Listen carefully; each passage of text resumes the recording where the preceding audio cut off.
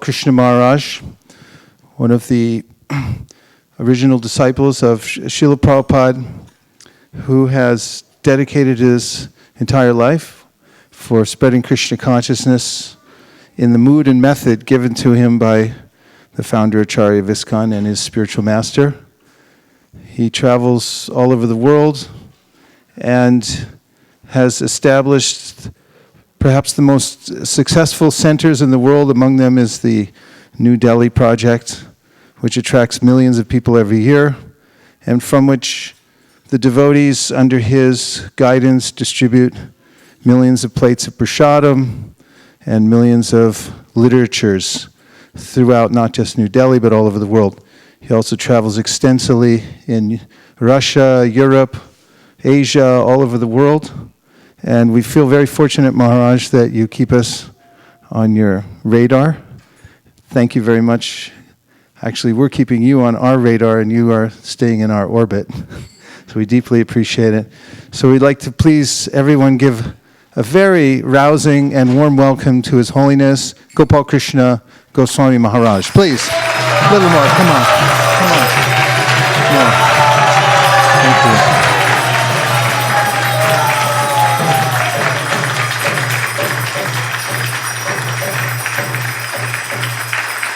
Also, traveling with Maharaj is his very loyal and faithful servant. I've forgotten your sannyas name now because Janardhan took sannyas just this last year. Bhakti Anugraha Swami, and it's a very befitting name because it means that he gives mercy, very merciful. We'd like to also welcome Bhakti Anugraha Swami. The fact that a devotee may be exalted, but when he also makes others exalted by his teachings and by his example, then we can see the true effect. And so, as a faithful follower of Gopal Krishna Maharaj, we are it's very evident bringing such wonderful leaders into ISKCON. Let's please also welcome Bhakti Anugraha Swami Maharaj. Hare Krishna. More.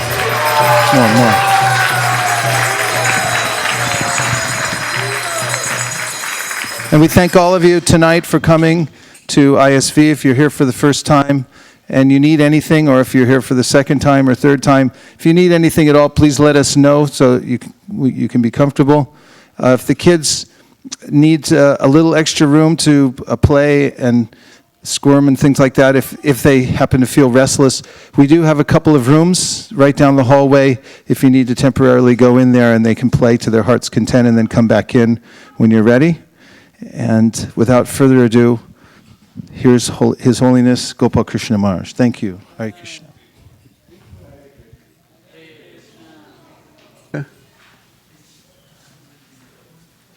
Hare Krishna. Louder. I'm very happy to be here. And I must say that I come here, one of the reasons is to get purified by the spiritual atmosphere in San Jose Temple. It's nice to see that the temple is committed to book distribution, and I come here for my own benefit.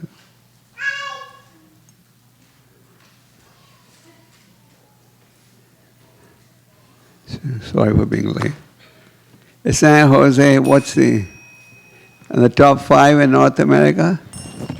Actually, this month, for the month of June, we were number 1.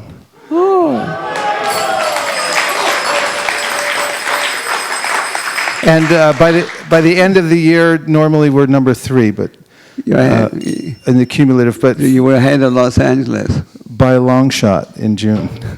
We had a big month in June because we concentrated on distributing full sets of Bhagavatams, and the devotees from the beginning of the year were able to distribute 247 sets of Srimad Bhagavatams and over 200 sets of Sri Chaitanya Charitamrita.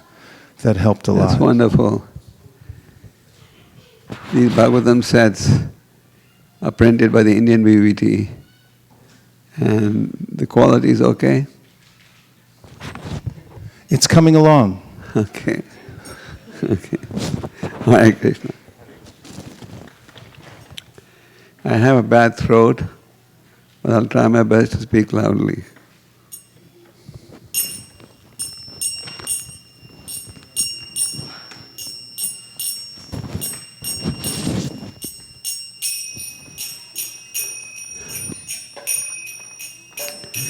Jai Radha Madhava Kunja Bihari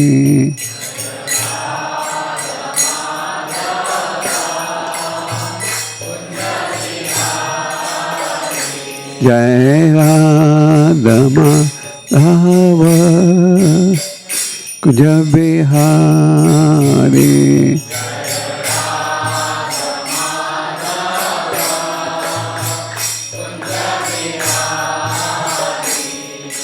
Gopi Jana Vallabha Givaradhari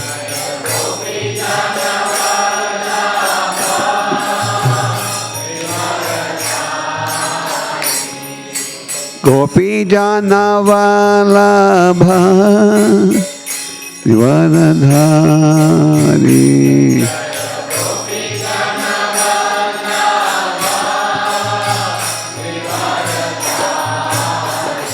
Jai Radha Madhava Kunja Bihari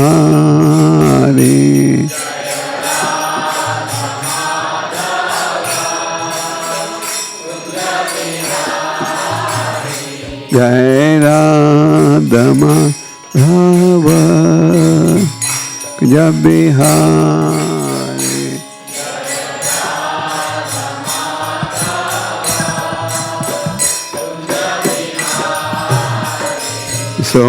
Sodanandana Braja Jana Ranjana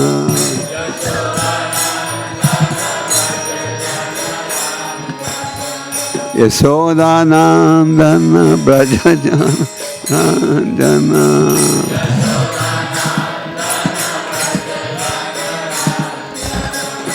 Jamna Tira Vanachari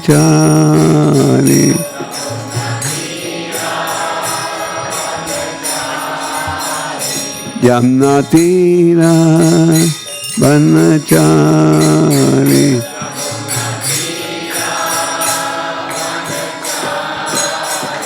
Jai Radha Madhava Kunja Bihari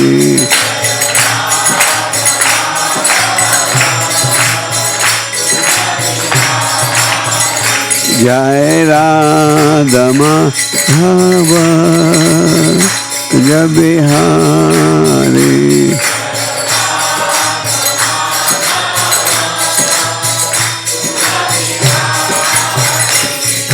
Gopi Jana Vallabha Givaradhari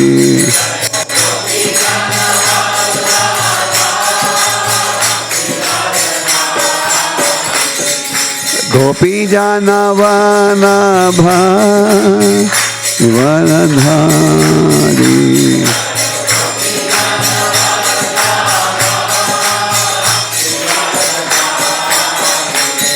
Sodanandana Braja Jana Ranjana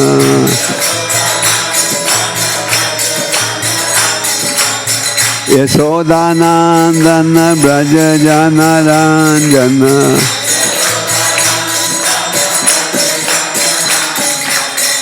Jamna Tira Vanachari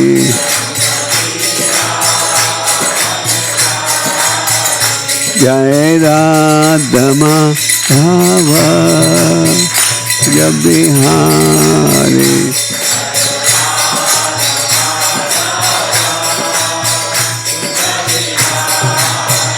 Jai Radha Madhava Kunja Bihari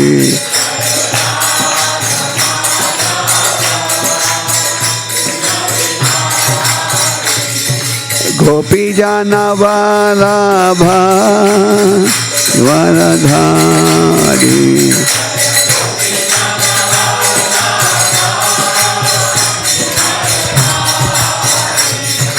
Gopi Jana Vallabha Givaradhari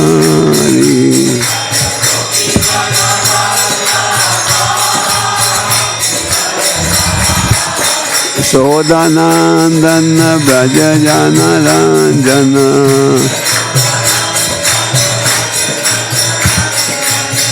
Yashodanandana Braja Jana Ranjana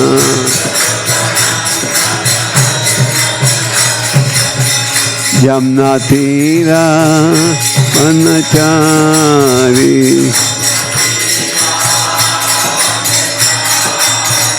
Jai Radha Madhava Jai Bihari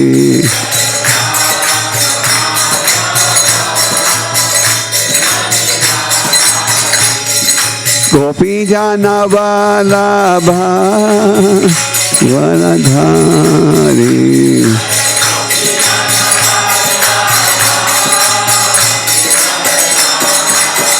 Sodanandana Braja Jana Ranjana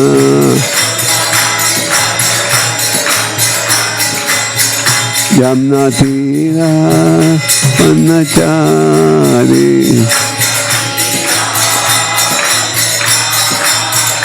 Jai Shri Krishna Chaitanya Prabhu Nityananda Shri Advaita Gadadhar Shivasadi Gaur Bhakta Vrinda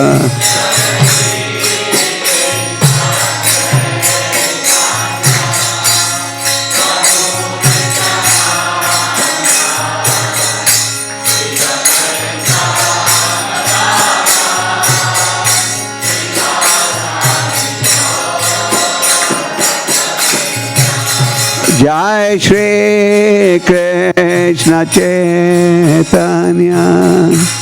Prabhu Nityananda Shri Advaita Gadadhar Shivasadi Gaur Bhakta Vrinda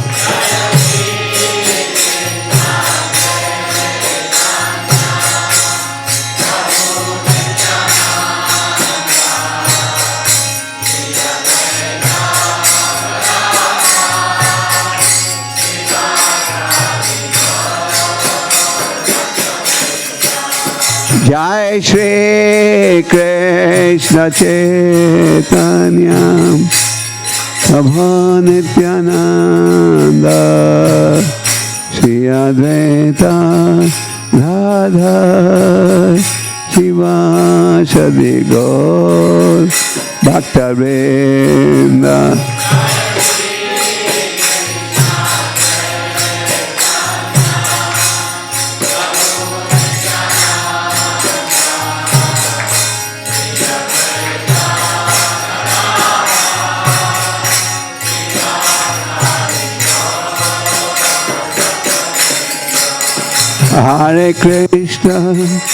Hare Krishna, Krishna Krishna, Hare Hare, Hare Rama, Rama Rama, Hare Hare.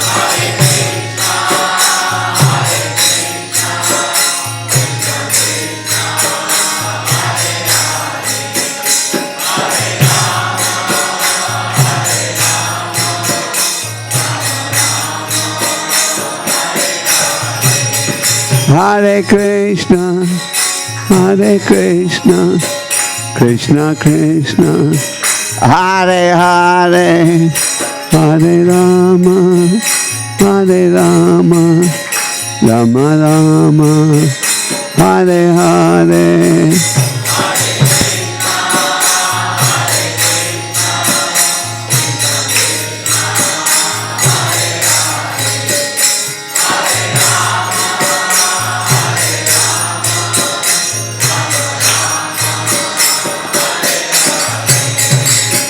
Hare Krishna, Krishna Krishna, Hare Ram, Ram Ram, Hare Hare.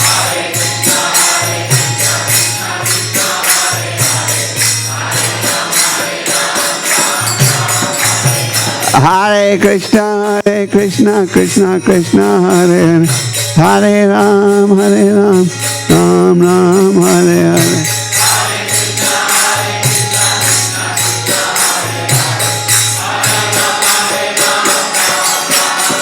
Jai Prabhupada, Prabhupada, Prabhupada, Jai Prabhupada.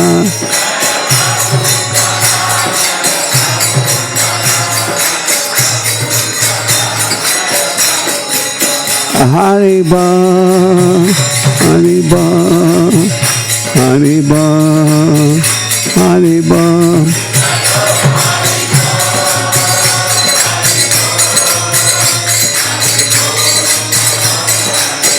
Hariba, Hariba, Hariba, Hariba.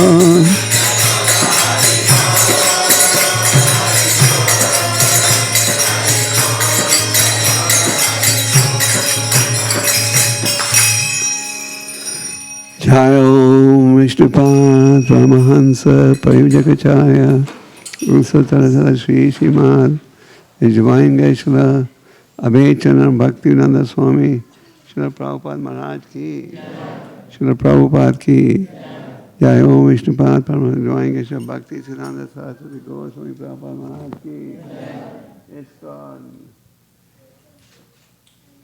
San Jose Yatra ki Ramkirtan Yaga ki Transcendental Book Distribution ki. All glories to the symbol of the service. All glories to the symbol of the service. All glories to the symbol of the service. All glory to Sri Guru and Sri Guru. Hare.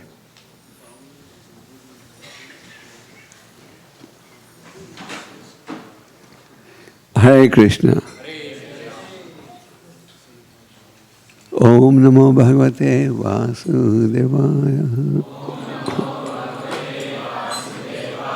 Om Namo Bhagavate Vasudevaya. Om Namo Bhagavate Vasudevaya. Hare Krishna. We're very happy to be here. So I was thinking of speaking today on the 5 limbs of devotional service. I'm sure you've heard it before. In fact, there's nothing that you're going to hear has not been heard. But our whole process is to keep hearing again and again. So this is, you're reading from Madhya Lila, chapter 22, text 28.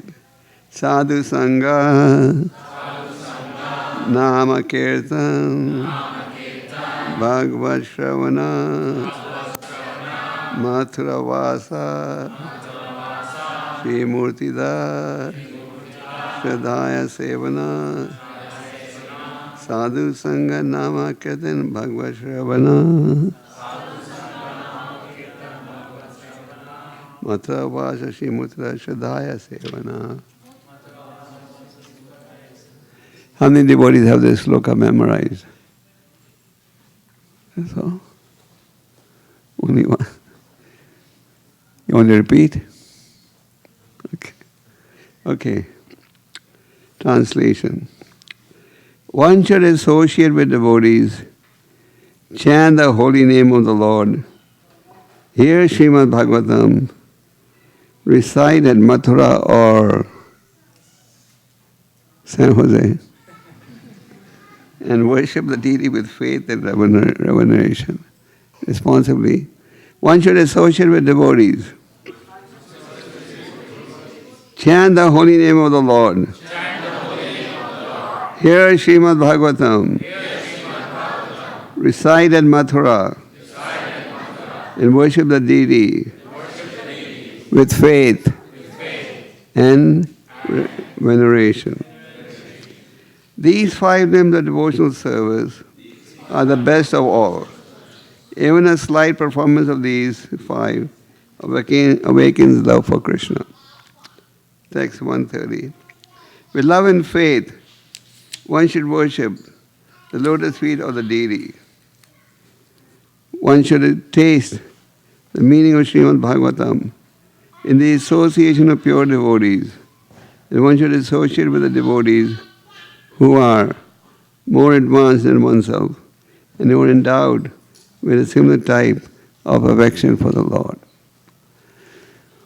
Om Jnana Jnananjana Shalakya Chakshurmitanyena Tasmai Shri Gurave Namah Shri Chaitanya Manovestam Stapitam Yena Bhutale Swayam Rupa Kadamaya Dadati Swa Jai Shri Krishna Chaitanya Prabhu Nityananda Shri Advaita Gadadhar Shivashri Hare Krishna Krishna Krishna Hare Hare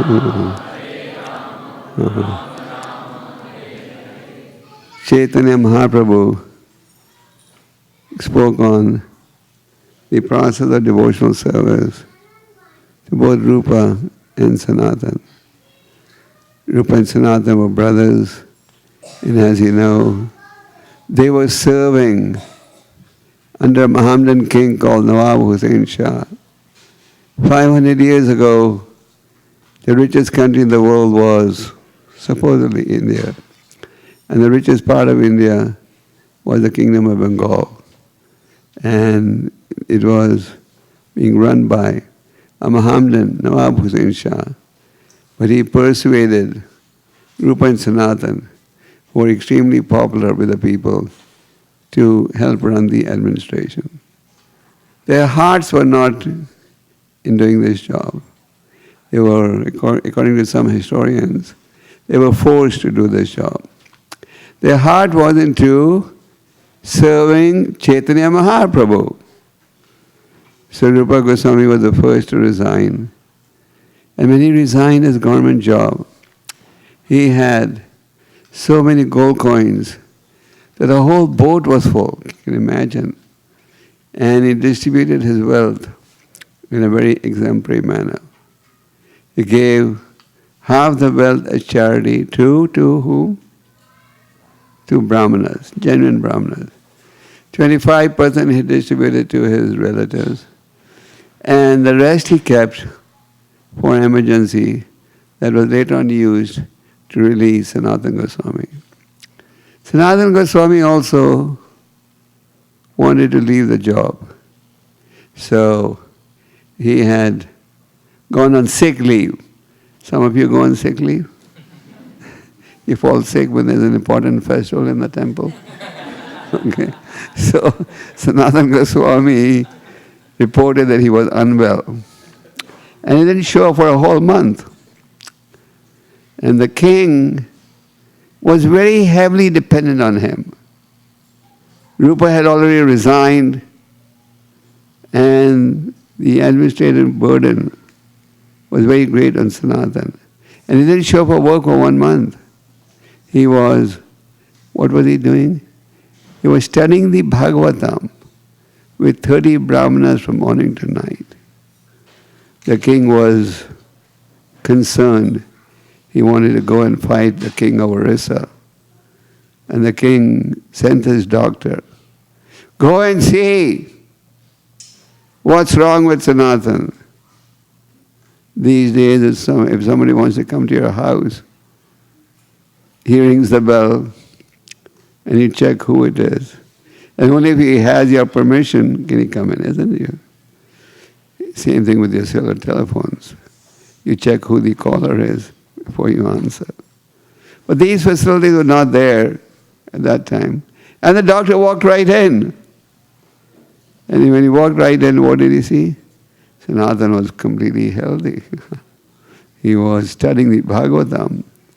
So the king called him.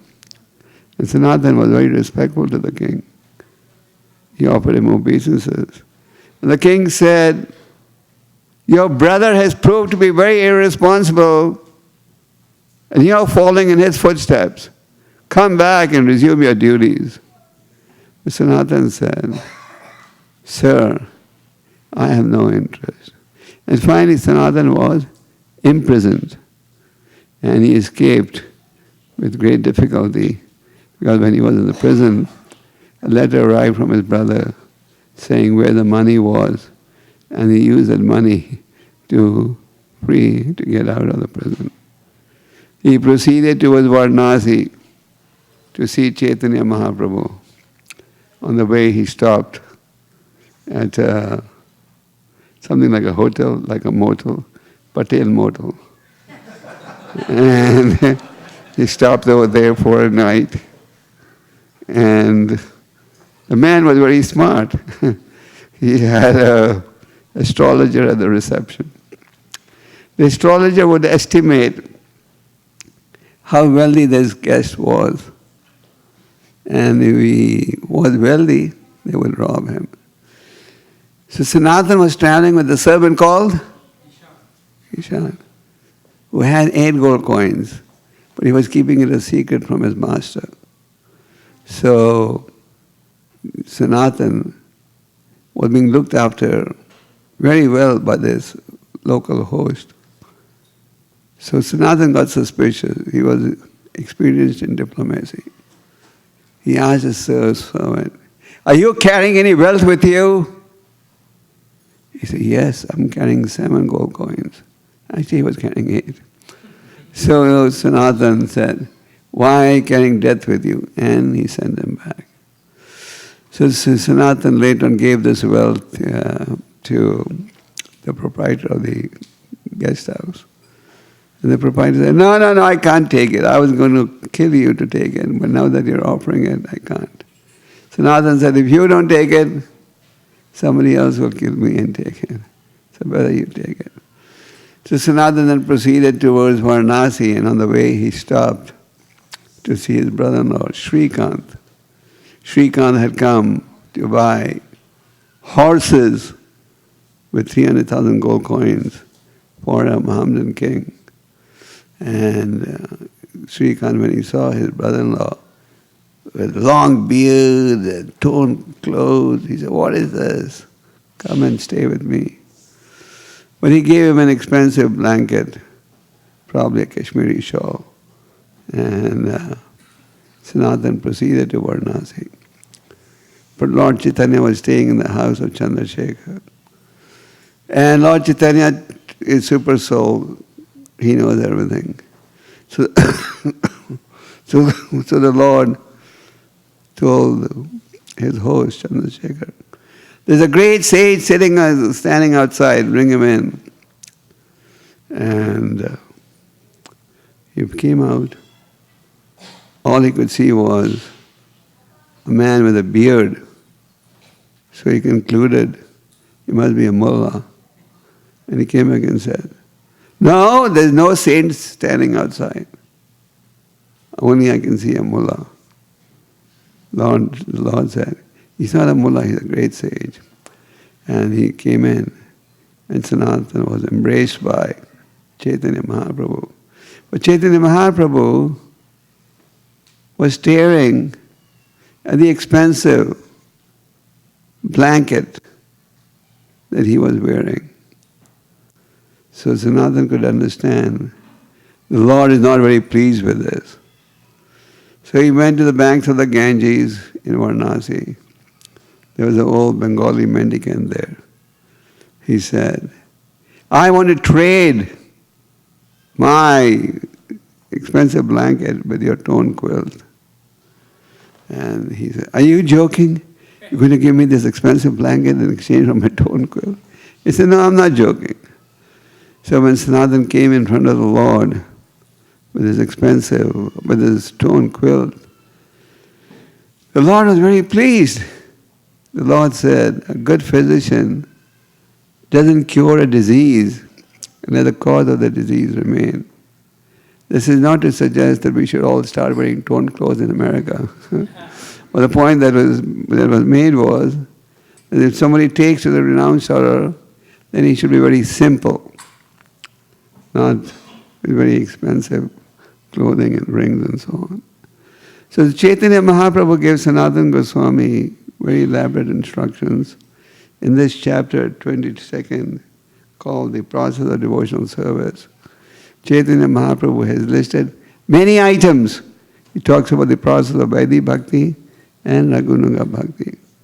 Vaidhi Bhakti means, what does it mean? Rules and regulations. Sometimes we hear devotees who say, or friends of ISKCON who say, there are too many rules and regulations in ISKCON. See, our Guru is so liberal.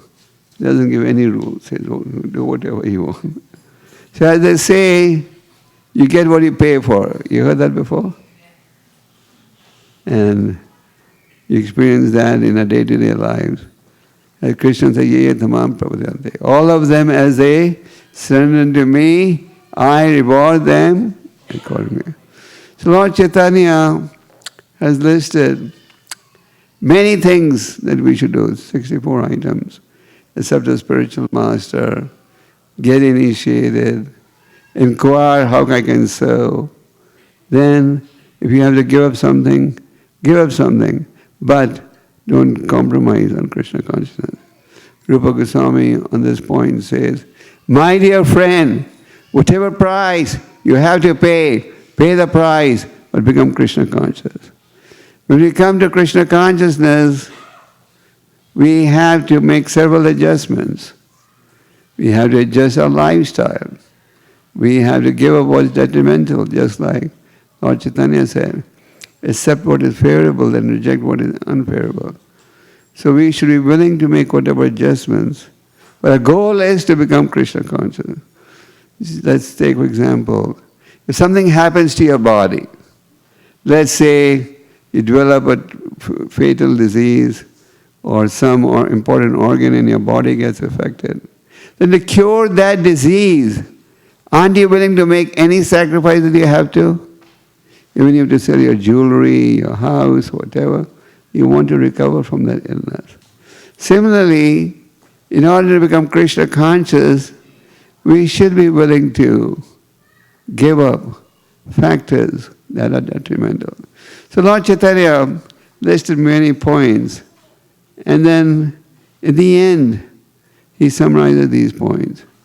And by following the process of Vaidhi Bhakti, this point is also discussed in Nectar Devotion. You can later on get to the stage of Raghunuga Bhakti or spontaneous devotional service. But you won't get to the stage first you have to follow the rules and regulations. And by following the rules and regulations, you can get purified and then come to the stage of spontaneous devotional service.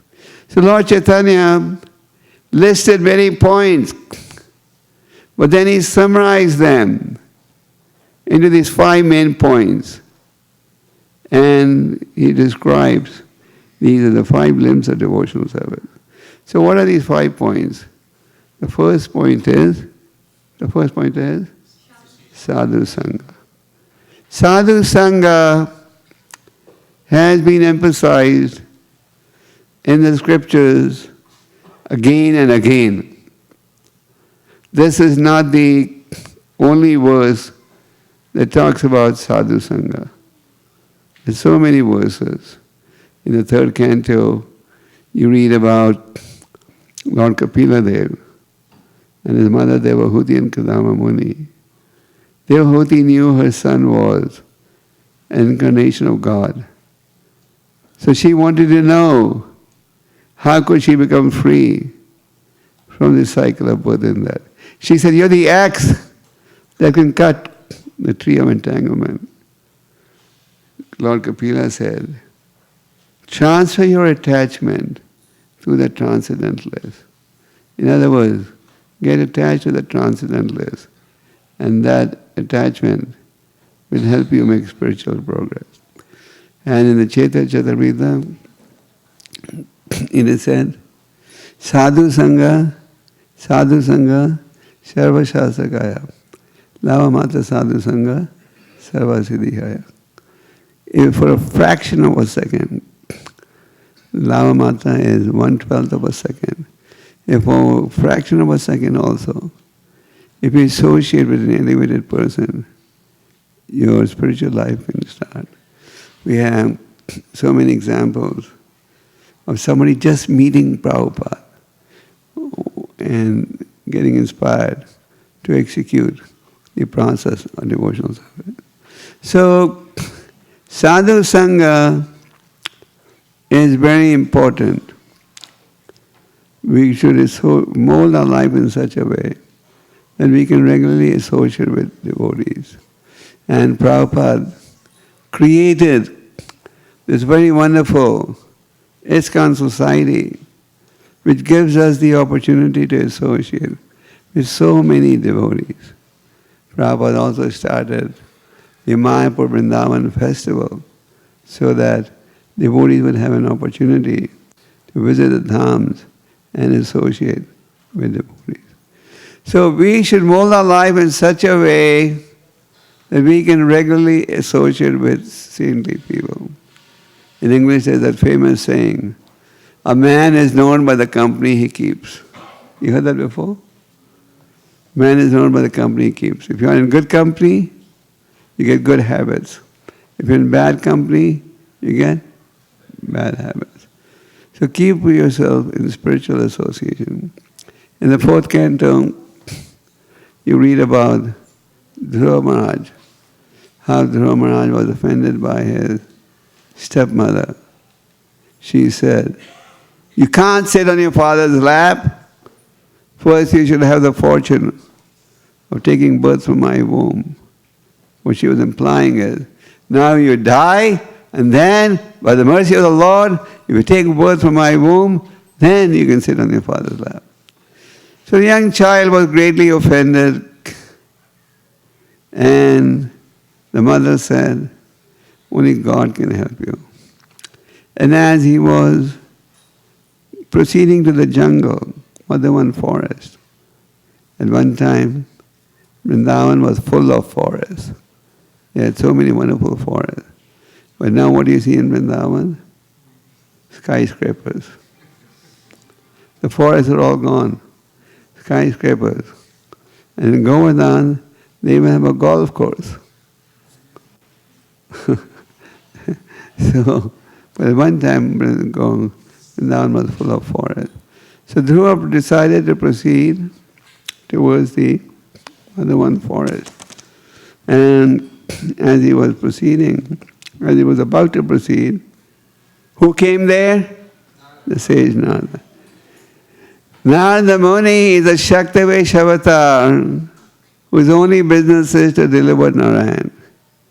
And Narada Muni has the capacity to always show up at the right time and the right place. So Narada Muni wanted to test this boy, just like in ISKCON. Before one gets initiated, recommended for initiation, one has to go through thorough training, and then he's tested. Devotees watch how sincere he is. So Narada Muni wanted to test him before giving him instruction. He said, don't take the words of your stepmother so seriously. This is the time to go and play, this age. This is not the age to look for God. But when he saw that Dhruva was determined, Dhruva clearly told him, if you're ready to help me, I'll talk to you. Otherwise, leave me alone. So Narada Muni gave him the mantra, Om Namo Bhagavate Vasudevaya. And Narada Muni explains that one can have 3 levels of association. You can associate with those who are more advanced. You can associate with those who are equally advanced. You can associate with those who are less advanced. How do we deal in these 3 different situations? Narada Muni explains, when you associate with those who are more advanced, one should become joyful. In the Bhagavatam, there's another example. In the Bhagavatam 10th canto, it is said that the peacocks, when they see the clouds for the first time in the rainy season, they dance in ecstasy. So the Bhagavatam says, similarly, a devotee is very happy when he has the opportunity to associate with those that are more advanced.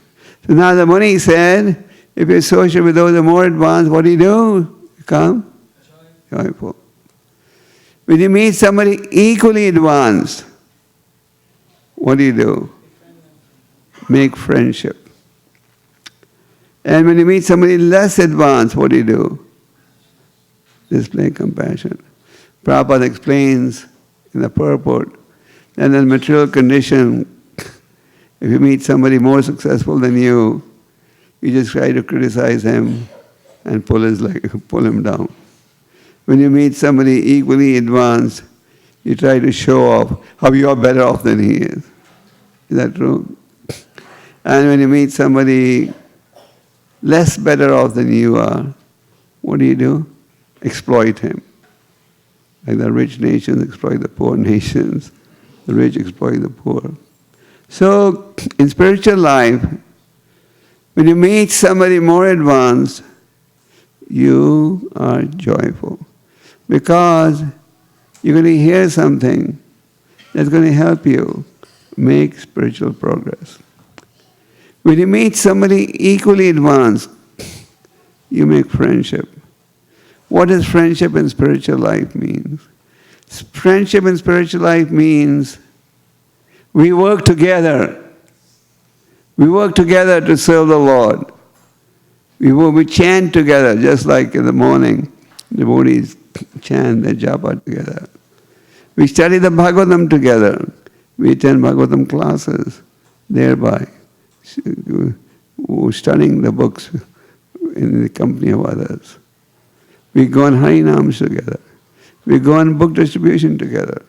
When Lord Chaitanya started his Samkirtan movement, when he started his preaching mission, he organized teams.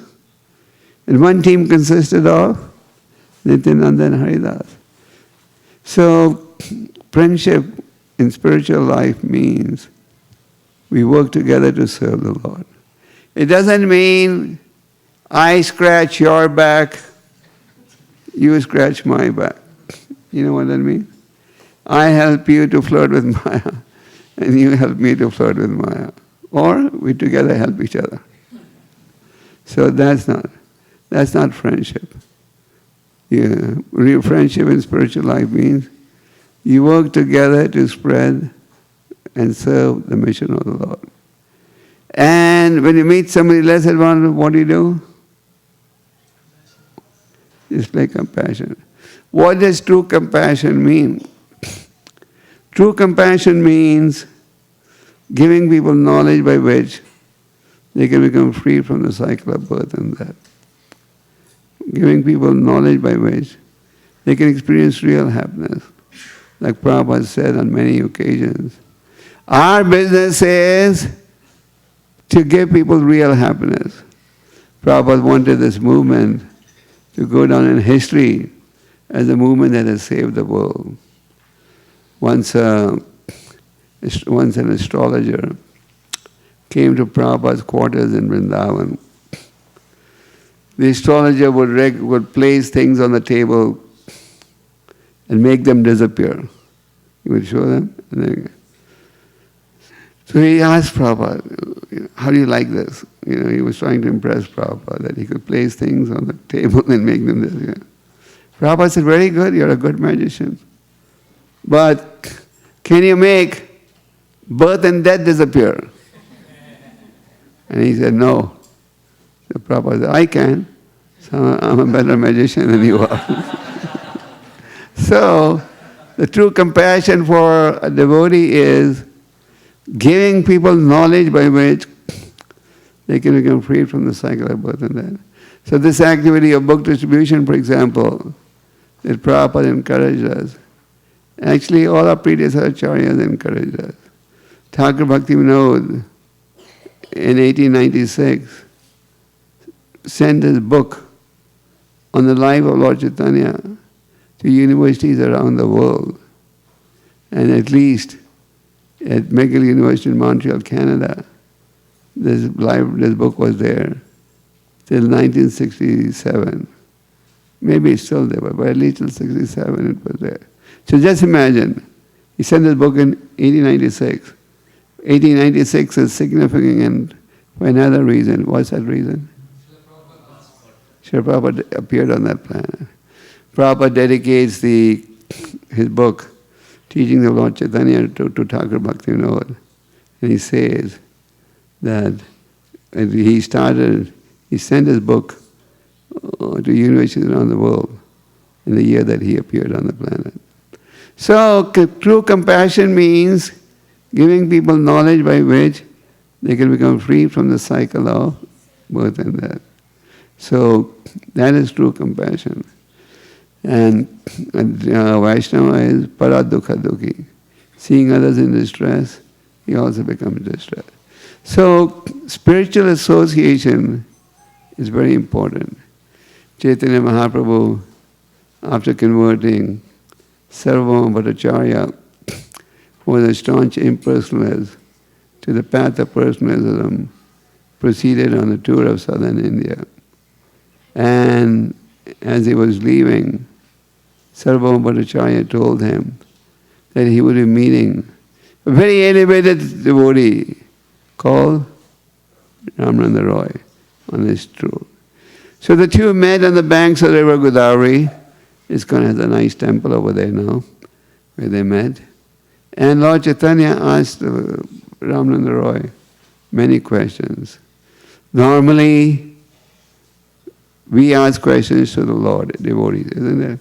But here, the Lord is asking questions. The Lord wanted to glorify His devotees. That is the unique competition between the devotee and the Lord. The devotee wants to please the Lord, and the Lord wants to please the devotee. Krishna told Yudhishthira to inquire from Bhismadeva what are the duties of mankind. And Bhismadeva on his deathbed gave these instructions. So, Chaitanya Mahaprabhu asked Ramananda Roy many questions. And one of the questions he asked is, what is the most painful experience for a devotee? And what did Ramananda Roy say? Apart from separation from devotees of Krishna, I do not know of any unbearable pain. He said that being separated from devotees of Krishna results in unbearable pain. Just like sometimes you're in pain and you tell the doctor, "Doctor, this pain is unbearable. Give me a painkiller." So being separated from devotees of the Lord results in unbearable pain for a sincere devotee. So we should look forward to spiritual association. And Prabhupada often used to say, in order to encourage a healthy community, in order to encourage a good, positive mood, Prabhupada used to say, look at the good in everyone. Be like the bee and not the fly. The fly is always looking for dirt, garbage, and the bee is attracted to clean environment. So association with devotees is very, very important. And if we encourage each other, look at the good in everyone, then we'll help create a positive mood. But if we are always trying to show off how I'm better off than you are, then that becomes a cause of friction. So look forward to devotee association and stay in devotee association. And if you stay in devotee association, or if you come in devotee association, you'll also get exposed to what is the real purpose of human life. Just like if we were to ask devotees all over the world, how did you come to this movement? And I often do this exercise just to see what influenced them or how did they come to Krishna consciousness. Majority of the people say either a devotee asked him, preached to him, or he got a book. That's why Prabhupada encouraged book distribution, because these books are also very powerful preachers. Through these books we get introduced to Krishna consciousness. through these books, we are able to maintain our spiritual lives. So we come in contact either with a devotee or a book that in turn instructs us to execute the process of devotional service. So spiritual association is very, very important for all of us. We should not think, now I've reached a stage where I don't need association. I remember in 1975, there was a devotee who came from Africa to India, in Bombay. This devotee he was living in Kenya. He couldn't get along with the devotees. So he came to Bombay. He was pleading with Prabhupada, please give me a letter so that I can go and stay in Mayapur. I'll make a camp, a tent where I will chant. Prabhupada said, no, don't imitate Haridas Thakur. You're not capable of that. Stay in devotee association.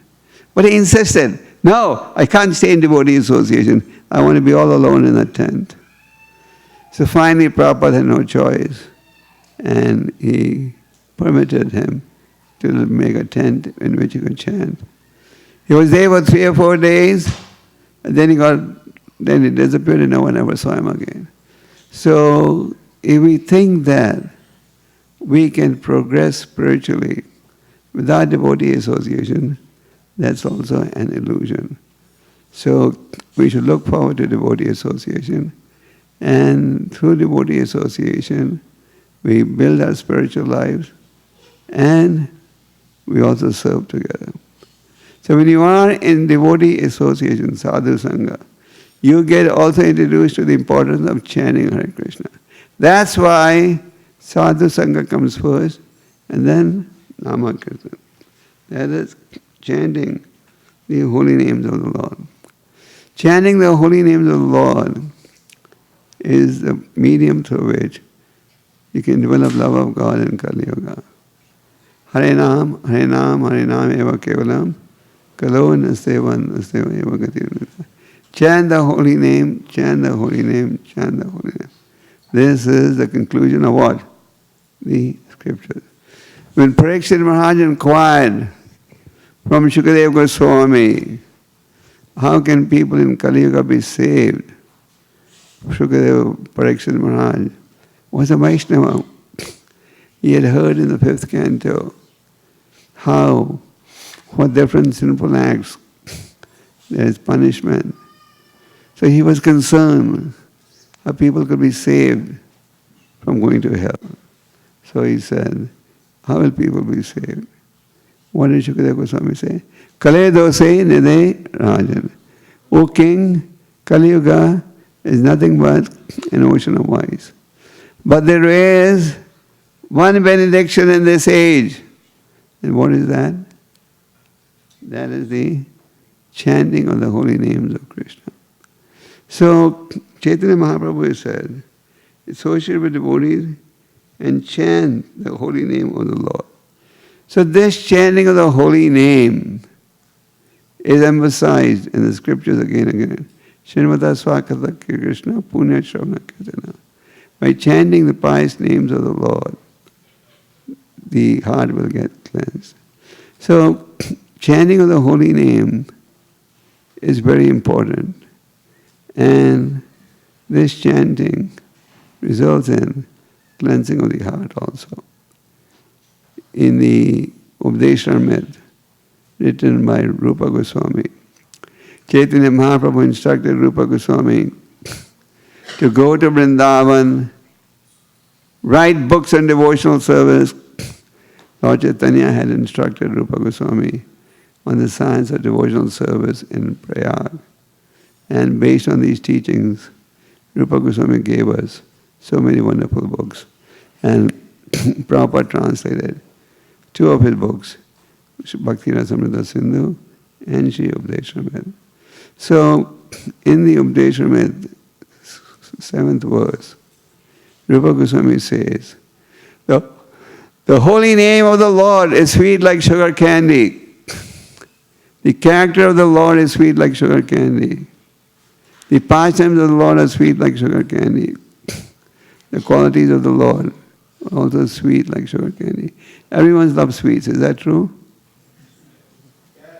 If you get a meal without a dessert, you don't enjoy it, is it? Because people love sweets. So many people have diabetes these days. And cavities. One of the reasons for getting cavity is eating a lot of sweets. So everyone likes sweets. So the holy name of the Lord is also sweet. But Rupa Goswami says, because we are suffering from the disease of avidya. What does avidya mean? Ignorance. Because we are suffering from the disease of ignorance, we are unable to taste the sweetness of the holy name. We know the holy name is sweet, the holy name is powerful, but still we are not so attracted to the holy name. True, false? We chant a little and we look forward to some diversion. And we fall asleep while chanting. So, the fact is, as Rupa Goswami says, due to the disease of avidya, we can't relish the sweetness of the holy name. Just like when you have disease or temperature, even if somebody gives you very palatable food stuff, you won't relish it much. But as the disease gets cured, you will be able to relish it. So the holy name is sweet. There's nothing sweeter than the holy name. But unfortunately, because of avidya, avidya refers to the anarthas that influence us. We are all under the influence of anarthas.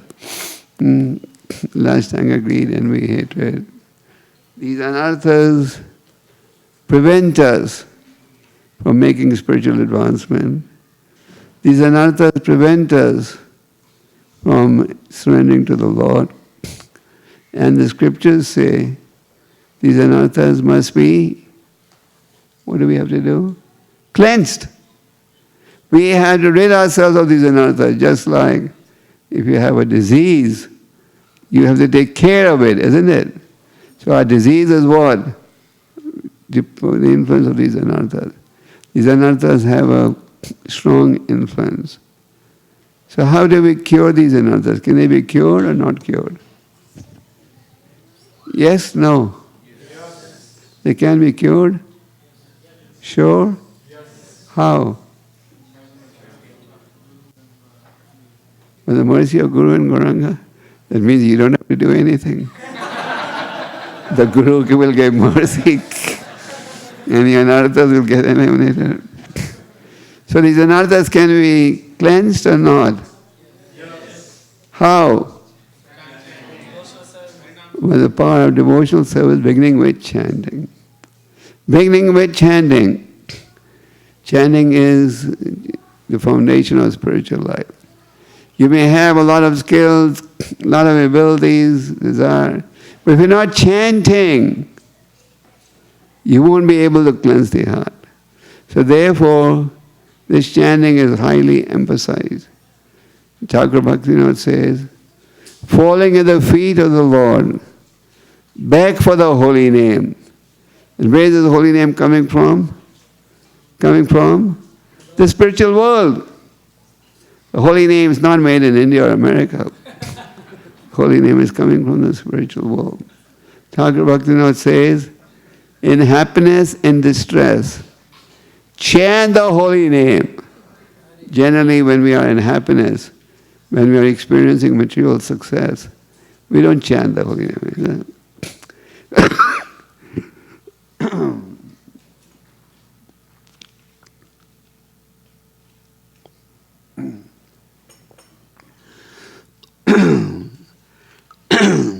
So generally, when you're experiencing material success, we don't chant the holy name. But Thakur Bhaktivinoda says, in happiness and distress, in both the situations, chant the holy name. So the holy name is our most important activity. And what are the benefits of chanting the holy name? There are several benefits of chanting the holy name. One of the opening verses of this Shastaka, what does Chaitanya Mahaprabhu say? Chetadarpan Marjanam. This chanting of the holy name results in cleansing of the heart. And Rupa Goswami says, Adho Shraddha Tata Sadhu. If you have the sincere desire to engage in service to the Lord, then the Lord guides you, sends a sadhu, which may be in the form of a book or in the form of a devotee. And if you follow those instructions, they are known as bhajana kriya. And then that results in anartha nivritti. So, this chanting of the holy name enables us to cleanse the heart and enables us to experience real happiness. Ananda Buddhi Vardhanam. The chanting of the holy name results in our experiencing real happiness. So this chanting of the holy name is recommended in the scriptures. And this chanting of the holy name should be our top priority. Thakur Bhaktivinoda gave us many wonderful bhajans, and he gave us Sharanagati.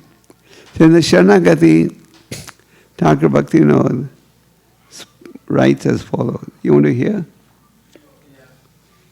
You should always absorb your mind in attentively chanting Hare Krishna's glories. So Thakur Bhaktivinoda says, absorb your mind in attentively chanting Krishna's glories. In other words, you can chant Krishna's glories inattentively and attentively. If you chant attentively, then the results are very positive. In the 10 offenses that we recite, the 10th offense has two aspects to it. One is the material attachment, in spite of chanting the holy name. The other is to be inattentive while chanting. Chanting is going to be beneficial in any condition. But if you want to take advantage of it, chant attentively. So sometimes devotees ask, or often they ask, what does attentive chanting mean? My mind wanders this, wanders that, wanders. So I often explain, at least when you're chanting, the mind may wander, don't worry. But just concentrate on one activity, chanting. Not that I'm chanting, speaking on the telephone, and doing other errands at the same time. At least this much is in our control. That when it's japa time, that when we are doing our prescribed japa, we do that with single-pointed attention, and then that is helpful. The Thakur Bhaktivinoda says, you should always absorb your mind in attentively chanting Krishna's glories. By performing Krishna Kirtan, you will gain mastery over the mind. The mind is fickle or not fickle? Very or little? Okay. Chanchala Mana Krishna. Someone told me in San Jose, everyone has mind in control. No? Okay. So the mind is a source of disturbance. And we all wish we could control the mind. So Thakur Bhaktivinoda is giving you the solution. He says, by performing Krishna Kirtan, you will gain mastery over the mind. So if you do your japa properly, attentively, then that will also help you to gain mastery over the mind. He further says, give up false pride. So if you want to chant the holy name, what did Chaitanya Mahaprabhu say? Trinadapi sunichena, tarorapi sena, amanina manadena. If you want to be in a position to chant the holy name throughout, then what do? Chant in a humble frame of mind. Humility is an important ingredient on the path of spiritual advancement. Krishnadas Kaviraj says, Tinabdapi Suti Chena verse is so important. Tie it round your neck. In other words, remind yourselves all the time about the importance of humility. And Chaitanya Mahaprabhu also explained to Sanatana Goswami six principles of surrender. First one was what? What? Accept everything favorable. Second was reject everything unfavorable. Yeah. And then the sixth one was humility. So humility or humbleness is also an important ingredient that enables you to chant. So Thakur Bhaktivinoda is saying, gave up all false pride. We hear further what he says. Always think yourself to be worthless. Oh, are you ready for that? Think yourself to be worthless, destitute, lower than straw in the street. We all like to believe we are God's gift to humanity. But here Thakur Bhaktivinoda is saying, what is he saying? Think yourself to be lower than straw in the street and practice forgiveness. A Vaishnava should be very forgiving. Look at the example of Yudhishthira Maharaj. Dhritarashtra and company tried to annihilate the Pandavas, isn't it? But after the battle was over, Yudhishthira was lamenting to Dhritarashtra that all your children and grandsons have gone. And he offered him a very nice palace to live in. Somebody else would have said, you try to kill me, now I'm going to hang you. But he was forgiving. So Vaishnava is very forgiving. Give up all violence towards other living entities. So, chanting is the key to spiritual advancement. So Chaitanya Mahaprabhu said, associate with devotees and chant the holy names of the Lord. So this chanting this chanting can be done in any situation. But if you chant attentively, then the cleansing of the heart will be faster. Sometimes devotees say, I'm chanting for such a long time, my anarthas are still there. There's nothing wrong with the medicine, chanting of the mantra. There's nothing wrong with the doctor. The Lord is prescribing that. The problem is with the patient. We're not taking the medicine properly. So our goal should be not just to chant, but to chant attentively.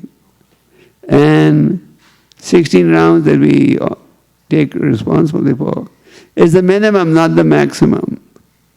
So chant attentively. And this chanting also results in anandam buddhi vardhanam, unending spiritual happiness. So chanting the holy name attentively is most important for making spiritual advancement.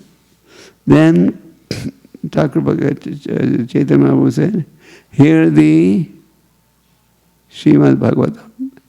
So hearing the Bhagavatam is also very important.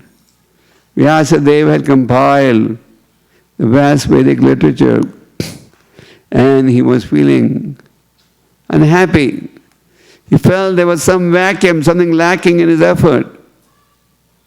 So as he was meditating, Narada Muni appeared and he told them that because he has not exclusively presented the path of pure devotional service, that was the cause of his lamentation.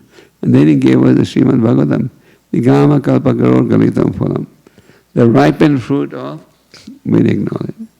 So the Bhagavatam, from beginning to end, gives us knowledge on the process of pure devotional service. Therefore, We should hear the Bhagavatam, read the Bhagavatam. Prabhupada, when he opened the first ISKCON temple in New York,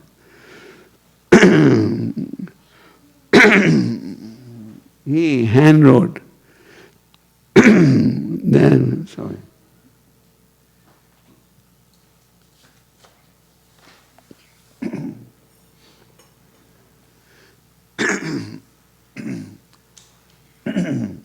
He hand wrote that everyone must attend Srimad Bhagavatam class and Gita class.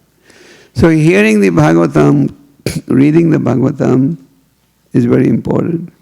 And in the first canto of the Bhagavatam, there is this famous verse, Nasta Praeshu Bhadreshu Nityam Bhagavad Sevaya Bhagavati Uttama Shloke Bhakti Bhavati Naisaki. The Bhagavatam is full of prayers and stories. Different devotees glorifying the Supreme Lord, including Brahma, Shiva, Indra, the prominent demigods, and stories. But each of these stories has a purport. And the conclusion is pure devotional service. Just like you read the story of Sabari Muni. He was meditating underwater. Like submarines go underwater. He was like a submarine by himself. He could meditate underwater. And one day he saw two fishes mating. And he started thinking about, oh, this is a joyful experience. And then he gave up his meditation. He gave up his meditation and he came out and went to the king. I want to marry your daughters. The king saw this ugly man, long beard, long nails. The king said, I can't force my daughters to marry you. But if they want to marry you, they're free to marry you. All the daughters saw Sabari Muni. They all said, so ugly. They all closed their doors. So he knew why this happened. So by his mystic power, he became a very handsome young man. Very handsome. The most handsome man on the planet. And then the sisters, they started to fight with each other. I saw him first. I selected him first. I'm going to marry him. The other sister said, no. I saw him first. I'm going to marry him. So there was a fight among the sisters. So he ended up marrying all the 50 sisters. And he had 10 sons from each of them. But then he realized what a mistake he has made.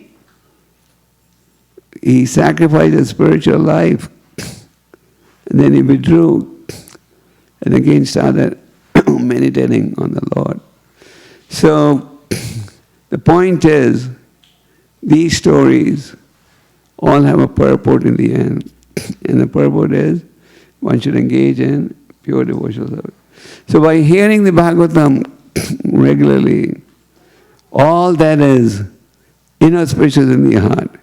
Do we have anything inauspicious? Or some of you may be feeling everything is auspicious. We have. So if you want to clean the heart, what should we do? Hear the Srimad Bhagavatam.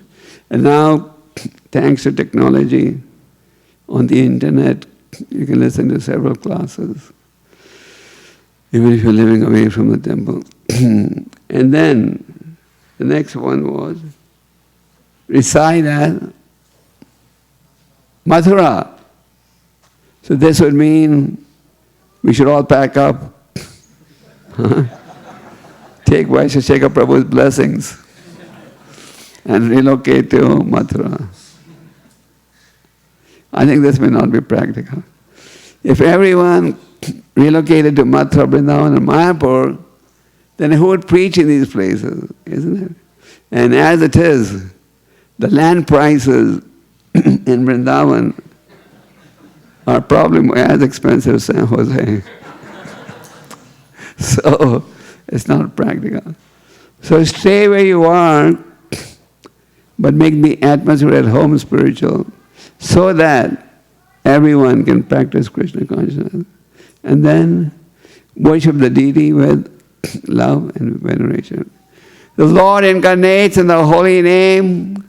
The Lord incarnates in the Archa Vigraha form. This Archa Vigraha form is non-different from the Lord. The paraphernalia worn by the Lord is also non-different from Him. So the Lord, we should worship the deity with love and veneration. In the story of Sakshi Gopal, I'm sure you know the story. The Brahmin, when he pleaded with the Lord, please save my reputation. I'm being accused falsely. Please testify. The Lord said, how can I walk? I'm in Vrindavan. You want me to come to Orissa? The devotee said, my dear Lord, if you can talk, you can also walk. And the deity walked and testified.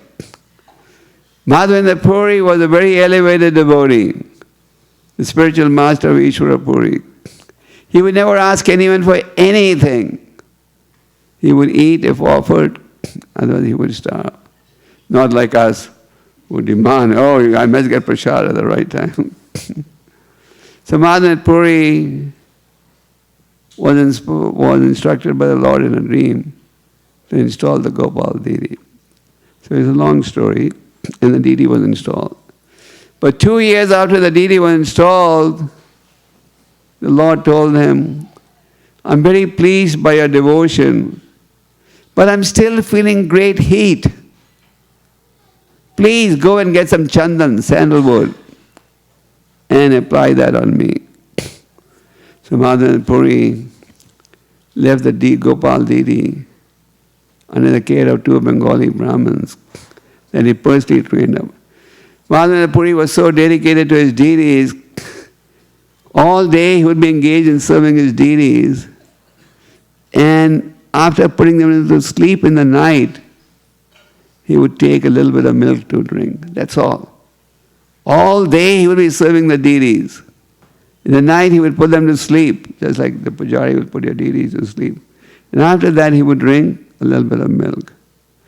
So the Lord told him in a dream, I'm still feeling great heat. Go and get some chandan, sandalwood for me. So he proceeded. He was headed for Jagannath Puri, where he was going to get sandalwood from. But on the way, he stopped at Ramuna. Ramuna is in Orissa, and there is a very ancient temple there called Radha Gopinath. It's a very ancient temple. The deity is very old. I heard that these deities were personally carved by Lord Ram. But anyway, so that temple was very famous for offering sweet rice to the deities. So Madhavendra Puri, when he came to that temple in Ramuna, he had a desire. If only I could taste the sweet rice that they offer here. The sweet rice they offer in the temple there was called Amrita Keli. That means nectar made in heaven. It was so tasty. So he manifested a desire. If only I could taste this sweet rice, then when I go back, I'll make such similar sweet rice for my Gopal deity. But he manifested his desire when the offering was going on. So normally, when we are preparing the offering, our mentality should be, I'm preparing this offering for the deities.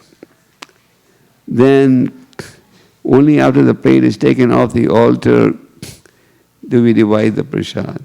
Not that I am cooking this prasad to eat as soon as the Lord finishes eating. So Madhavendra Puri manifested his desire, if he could taste the sweet rice while the offering was going on. And he felt very embarrassed. And being a sage of the highest order, he left the Ramana temple, proceeded to the market, where he was chanting the holy name. The Lord knew what his devotee's desire was.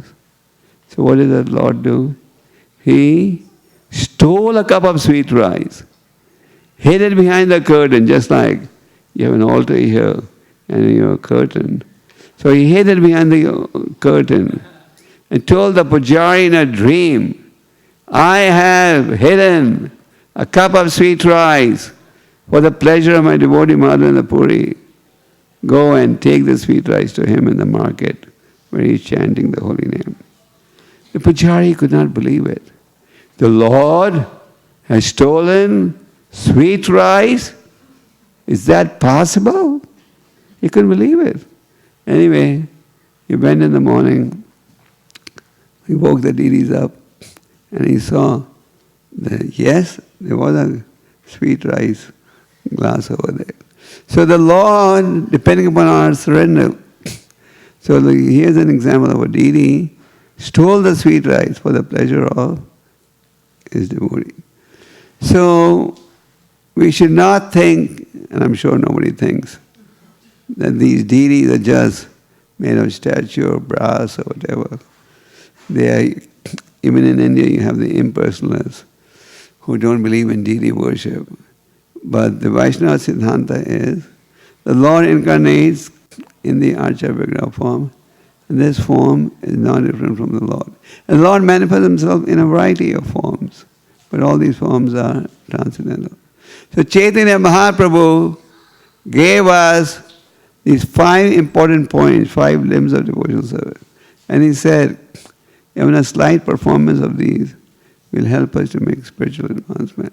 So Lord Chaitanya gave a long list of items, but he summarized them into these 5. So what are these 5?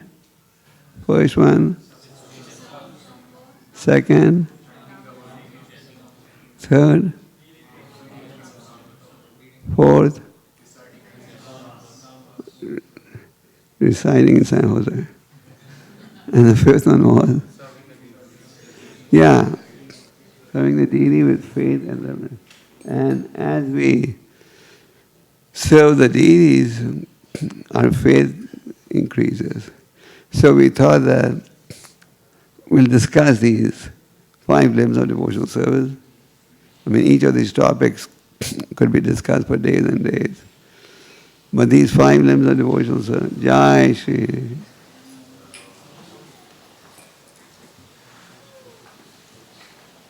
What's the name of the deities? Shri Shri Lala Madan Mohan Ki. Hare Krishna. Any questions or comments?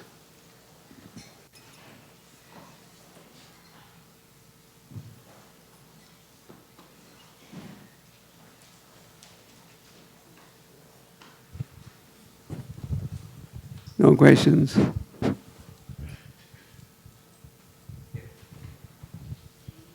Oh. These 5 limbs of devotional services are important? Yes. Hare Krishna Maharaj. Thank you for the wonderful lecture. It was really enlightening. Maharaj, my question is, which one is more important, Harinam Sankirtan or Japa? Because both have been given equal importance in our Shastras. So Japa is our first priority. Those who are initiated, those who are desirous of getting initiated, doing our 16 rounds every day, that's our first priority. Sometimes you see devotees like working hard, but they don't give top priority to japa. So I often tell devotees that our most important, our first and paramount duty is to do our japa. And then service. But you need both. Sometimes devotees just do japa all day and no service.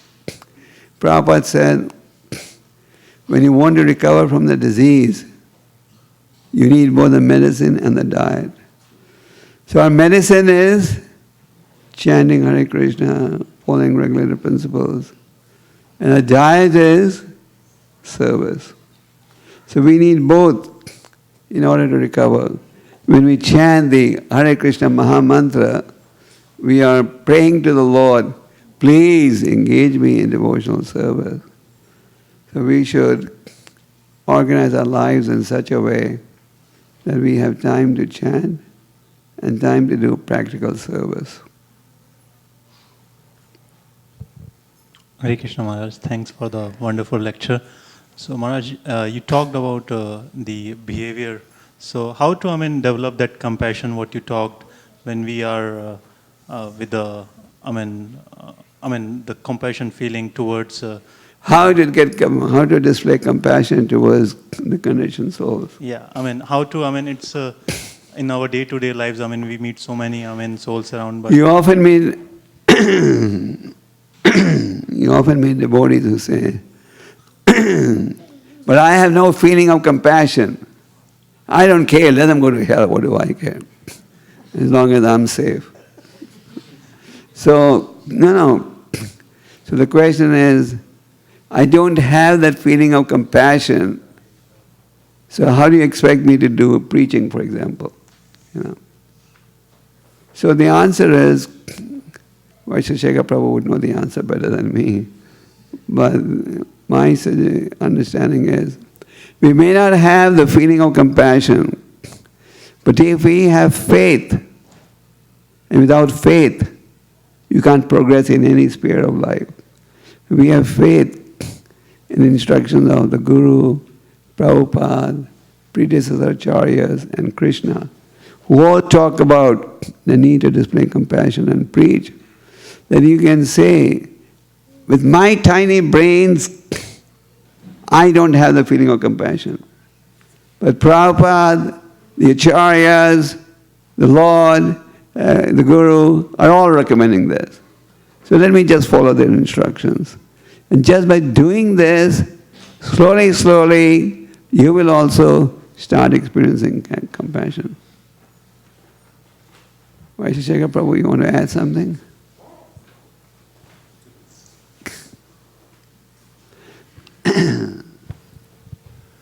No, Maharaj, because your answer was perfect. That the faith in the acharyas and following in the footsteps, I really like the answer because it's everywhere in the Shastra mentioned how even if one is a very fallen person without any qualities, if he can simply follow, then he's eligible for all the same results and qualities that the great souls have. So it was very practical what you said, and I really appreciated it.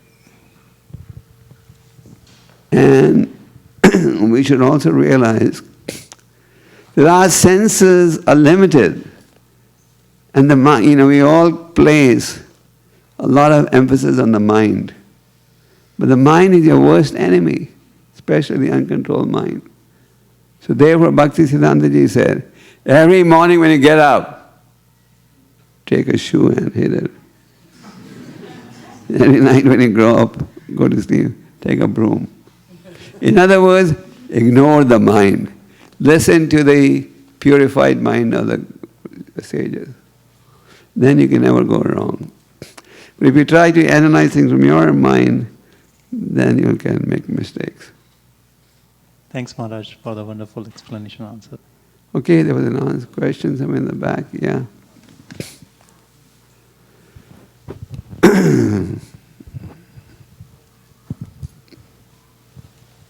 Hare Krishna Maharaj, thank you very much for the wonderful class, and you said personal example for every point that you just mentioned. But one thing that always attracts me towards you is your determination to do Mangalarati. Irrespective of the time zone you're in, you're there doing the Mangalarati for the deities. So how do we even develop a desire to do that much attachment to Mangalarati? Could you please give us some tips? Well, there was a little bit of exaggeration in your statement. That's what I heard, Maharaj. Because, the determination is not as great as you made it appear. So what's your question? How do we how do we develop the determination that you have towards doing Mangalarati and using the morning times to chant? I think what I'll do, the question is how do you develop determination in principle? Yes. Okay, a general question. So, you develop determination by practicing devotional service or bhajana kriya. Many times devotees say, how can I develop determination? How can I develop humility? All these transcendental qualities, like Lord Chaitanya describes 26 qualities to Sanatana Goswami, they can develop by good sadhana and by bhajana kriya. If your bhajana kriya is good, then you will also develop determination. And if your bhajana kriya is weak, then your determination will also be weak. Is that true? Any more questions?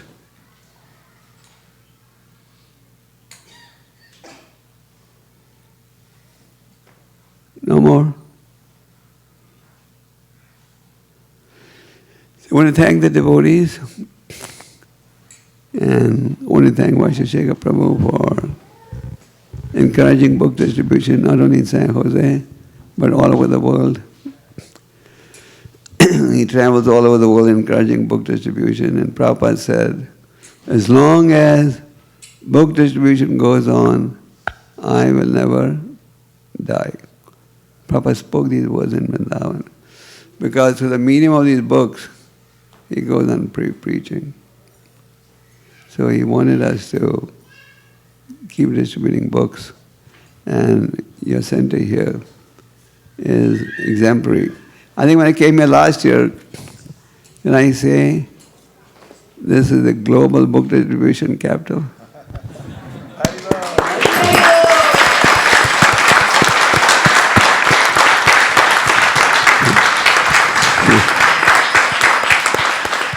I mean, like New York, the Wall Street is the financial capital.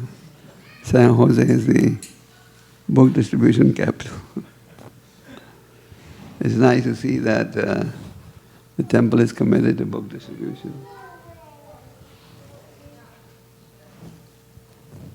Should I stop now? Maharaj, we want to thank you again. We may do a couple of books here and there. We're doing our small part.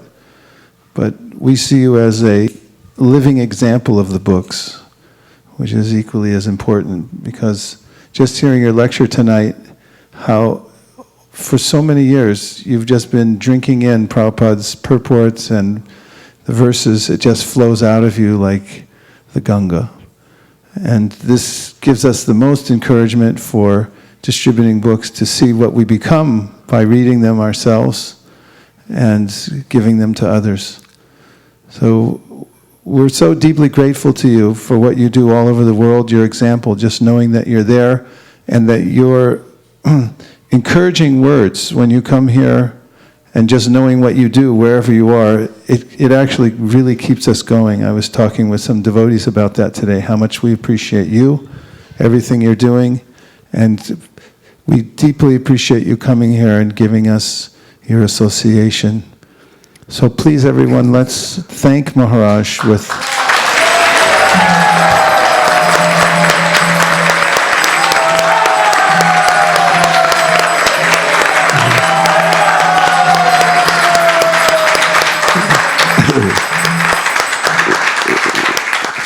Vaishnavas are usually very generous. And Vaisakha Prabhu was being very, very generous.